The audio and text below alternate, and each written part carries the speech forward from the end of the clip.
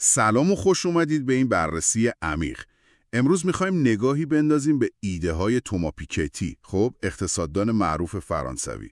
این بررسی بر اساس یه مصاحبه است درباره کتاب جدید و خیلی حجیمش، سرمایه و ایدئولوژی. احتمالا شما پیکتی رو با کتاب قبلیش، سرمایه در قرن 21 میشناسید. همون کتاب که خیلی صدا کرد و خب تمرکزش بیشتر روی نابرابری تو غرب بود، با کلی آمار و ارقام اقتصادی. اما اینجا تو این کتاب جدید و این مصاحبه انگار یه چرخش مهمی کرده. یعنی دیگه فقط بحث اقتصاد نیست. هدف ما اینه که بفهمیم پیکتی چطور استدلال میکنه که این ایدئولوژی، یعنی باورها، روایتها، اون چیزایی که جوامع باهاش نابرابری رو توجیه میکنن، چطور به این نظامهای نابرابری در طول تاریخ و خب در کل دنیا شکل داده. و البته ببینیم چه راههایی واسه امروز داره. پس بیاین شروع کنیم. خب نکته اول همین تغییر دیدگاهه. پیکتی میگه واسه فهمیدن نابرابری دیگه نباید فقط به اقتصاد نگاه کرد یا جنگ ها. باید ببینیم ایده ها و انتخابای سیاسی چقدر نقش داشتن و این بار دیگه فقط اروپا و آمریکا نیستن. نگاهش خیلی وسیع‌تر شده. هند، برزیل، چین. دقیقاً. ببینید اون از یه مفهوم کلیدی استفاده میکنه، رژیم‌های نابرابری. این رژیم‌ها در واقع هم قانون هستن، هم مهمتر از اون توجیه‌ها، اون روایت‌هایی که باعث میشن یه سطح از نابرابری طبیعی یا حتی عادلانه به نظر بیاد توی جامعه. آها، پس فقط قانون خشک و خالی نیست. یه جور داستانه که ما برای خودمون میگیم تا وضع موجود رو قبول کنیم. کاملاً. و اینجا مثالاش واقعاً روشنگره. سوئد رو در نظر بگیرید. ما الان فکر میکنیم سوئد یعنی مهد برابری، درسته؟ ولی پیکتی یادآوری میکنه که بین سالهای 1865 تا 1911 تو همین سوئد فقط 20% بالای جامعه، یعنی ثروتمندترین مردها، حق رأی داشتن و تازه بین همونا هم بستگی به مالیاتشون بعضیا یه رأی داشتن، بعضیا تا 100 تا رأی. 100 تا رأی برای یه نفر واقعاً تو سوئد باورش سخته.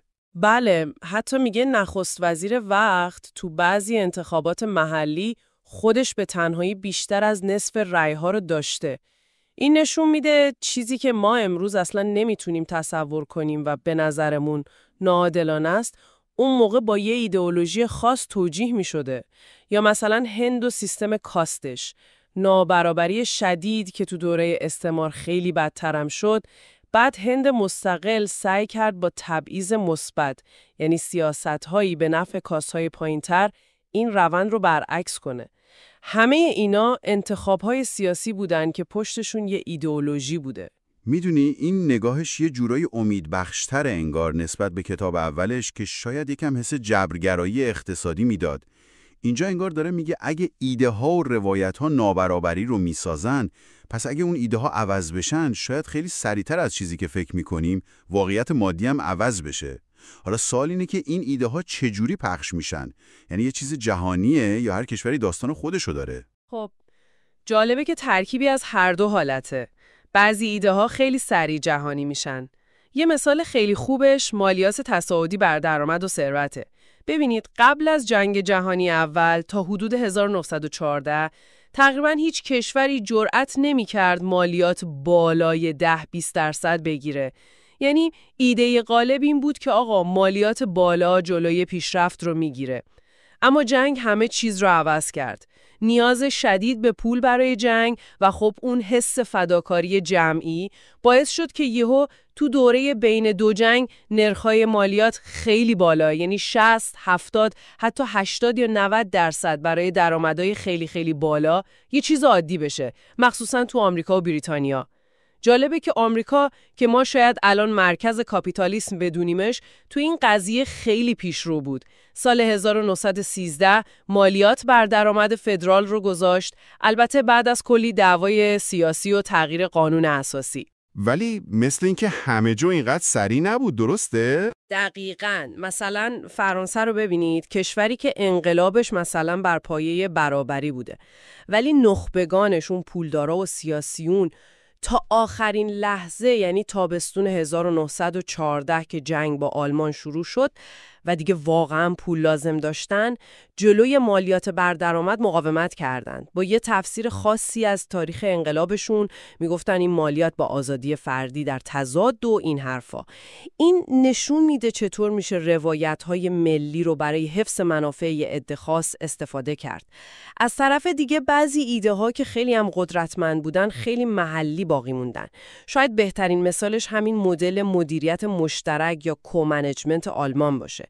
این تو دهه 1950 راه افتاد. تو شرکت‌های بزرگ آلمانی طبق قانون نصف صندلی‌های هیئت مدیره مال نماینده‌های کارگراست. یعنی کارگرا خودشون انتخابشون میکنن. نصف قدرت دست کارگراست یعنی؟ نه، دقیقاً نصف. سهامدارا هنوز اون رأی تعیین کننده آخر رو دارن. یعنی نصف به اضافه 1. ولی نکته مهمش اینه. اگه کارگرا یا مثلا شهرداریا و دولت‌های محلی بتونن فقط 10-20% سهام رو هم بخرن، عملاً میتونن کنترل شرکت رو بگیرن. حتی اگه سهامدارای خصوصی 80% سهم داشته باشن. این مدل خب خیلی فرق داره با اون مدل رایج که میگه هر سهم یه رأی. قدرت چانه‌زنی کارگرا رو خیلی برده بالا. و جالبه که میگه این مدل موفق آلمانی و کشورهای اسکاندیناوی خیلی به جاهای دیگه مثل انگلیس، آمریکا یا حتی خود فرانسه نرفته. البته اشاره میکنه که تازگی‌ها تو آمریکا، مثلا تو حرفای الیزابت وارن یا برنی سندرز، یه صحبتایی هست که نقش کارگرا تو هیئت مدیره‌ها بیشتر بشه. شاید این ایده هم کم کم جهانی تر بشه. خب حالا با این همه تاریخ و جغرافیا برسیم به امروز. پیکتی میگه اون ایدئولوژی غالب چند دهه اخیر، همونی که با ریگان و تاچر شروع شد و روی جهانی سازی و مقررات زدایی و اینا تاکید داشت، دیگه کار نمیکنه. به بحران خورده. آره، استدلال اصلیش اینه که اون وعده اصلیش، یعنی اینکه آقا مالیات پولدارا رو کم کنیم، بازار رو آزاد کنیم تا رشد اقتصادی بیشتر بشه و به همه برسه، خب این وعده عملی نشده. آمار رو نگاه میکنه، مثلا تو آمریکا با اینکه از دهه 80 مالیات ثروتمندا خیلی کم شده، رشد متوسط درآمد سرانه ملی بین 1990 تا 2020 حدود 1.1% بوده. این عدد تقریبا نصف رشد تو دوره 1950 تا 1990، یعنی وقتی که مالیات‌ها خیلی بالاتر بود. پس اون ادعای معروف که میگفتن کم کردن مالیات ثروتمندا باعث نوآوری میشه و آخرش به نفع همه است، حداقل تو این 30-40 سال اخیر آمار تاییدش نمیکنه. و پیکتی تو این وضعیت بحرانی 2 راهکار یا واکنش اصلی میبینه که جوامع دارن میرن سمتش. یکی همون نگاهیه که بهش میگه بومیگرا یا نیتیویست، مثل ترامپ یا برگزیت. دقیقاً. این نگاه میگه مشکل اصلی رقابت با کارگرای خارجی، مهاجرته. پس راه حلش چیه؟ مرزها رو ببندیم، جلوی مهاجرت رو بگیریم، روی هویت ملی خودمون تاکید کنیم در مقابل اون دیگری. یعنی در واقع مقصر نابرابری رو میندازه گردن خارجی‌ها. راه دوم چیه؟ همونی که معلومه پیکتی طرفدارشه. راه دوم اینه که برگردیم به تنظیمگری، بیشتر سرمایه، یعنی بازتوزیع ثروت رو عادلانه تر کنیم. پیکتی میگه اگه میخوایم جهانی سازی و جریان آزاد سرمایه رو داشته باشیم، خب باشه، ولی در عوض باید یه قواعد بازی منصفانه تر هم بذاریم. این یعنی چی؟ یعنی مالیات خیلی خیلی تصاعدی تر برای شرکت‌های بزرگ و آدمای فوق پولدار و همینطور قدرت بیشتر برای کارگرا تو شرکت‌ها، مثلا با همون مدل مدیریت مشترک آلمانی. به نظر اون این که بخوایم همین فرمون رو ادامه بدیم، یعنی بیزنس از یوزوال، دیگه ممکن نیست. فقط بحران رو بدتر میکنه. خیلی خوب، بیا یکم دقیق تر شیم رو پیشنهادهای مشخص پیکتی. مدیریت مشترک رو گفتیم، ولی یه پیشنهاد دیگه داره که خیلی سر و صدا کرده: مالیات بر ثروت. آره، این یکی از ایده های اصلی کتاب جدیدشه. حرف از مالیات سالانه روی کل ثروت افراده، نه فقط روی درآمدشون. و خب نرخاش هم خیلی بالاست، تصاعدیه. یعنی هرچی ثروت بیشتر، درصد مالیات هم بیشتر. برای ثروت‌های خیلی خیلی کلان ممکنه حتی به 90% هم برسه. 90% مالیات سالانه روی کل ثروت؟ این که تقریبا یعنی مصادره. اینجا دیگه خیلی‌ها میگن آقا این شدنی نیست، انگیزه رو میکشه. خب پیکتی چند تا جواب داره واسه این انتقاد. اول اینکه میگه ببینید این اصلا بی سابقه نیست. آلمان و ژاپن بعد جنگ جهانی دوم برای اینکه اون بدهی‌های عظیم جنگ رو بدن و کشور رو بازسازی کنن، مالیات‌های خیلی سنگینی روی ثروت گذاشتن و اتفاقاً موفقم بودن. پایه‌های رشد بعدیشون هم همون موقع ریخته شد. دوم و این نکته خیلی مهمه، میگه هدف اصلی این مالیات لزوماً جمع کردن پول برای دولت نیست، بلکه میخواد با این پول یه ایده رادیکال دیگر رو عملی کنه. ارث برای همه. ارث برای همه؟ یعنی چی دقیقاً؟ یعنی پولی که از این مالیات سنگین روی ثروت‌های کلان جمع میشه، صرف این بشه که هر شهروند وقتی به یه سن مشخصی میرسه، مثلا 25 سالگی، یه سرمایه اولیه درست و حسابی از دولت بگیره. پیکیتی خودش یه عددی مثل 120,000 یورو رو مثال میزنه. حالا تو این سیستم چی میشه؟ اونی که طبق معمول هیچی بهش ارث نمیرسید که پیکیتی میگه تو غرب حدود نصف جمعیت همینطورن، حالا 120,000 یورو میگیره. با این پول میتونه یه کسب و کار کوچیک راه بندازه، یه خونه بخره یا حداقل تو بازار کار دستش بازتر باشه، قدرت چانه‌زنیش بیشتر بشه.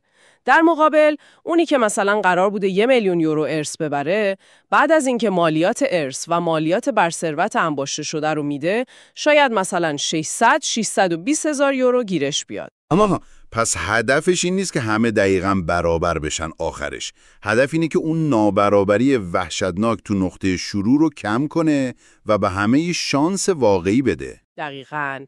پیکتی میگه این نابرابری که الان تو ارث بردن هست فقط بحث عدالت نیست، از نظر اقتصادی هم ناکارآمده، چون باعث میشه کلی استعداد، کلی پتانسیل، به خصوص بین جوانای تحصیل کرده طبقات پایین و متوسط، هیچ وقت شکوفا نشه. چرا؟ چون سرمایه اولیه ندارن.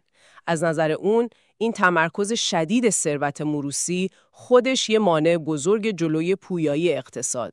ولی همون استدلال همیشگی چی که آقا این مالیات‌ها انگیزه کار و تلاش و جمع کردن پول رو از بین میبره، به رشد اقتصادی ضربه میزنه؟ پیکتی این رو هم قبول نداره. اولا میگه حتی تو سیستم منم طرف هنوز کلی پول به ارث میبره یا میتونه جمع کنه. مثلا همون 600,000 یورو از 1,000,000.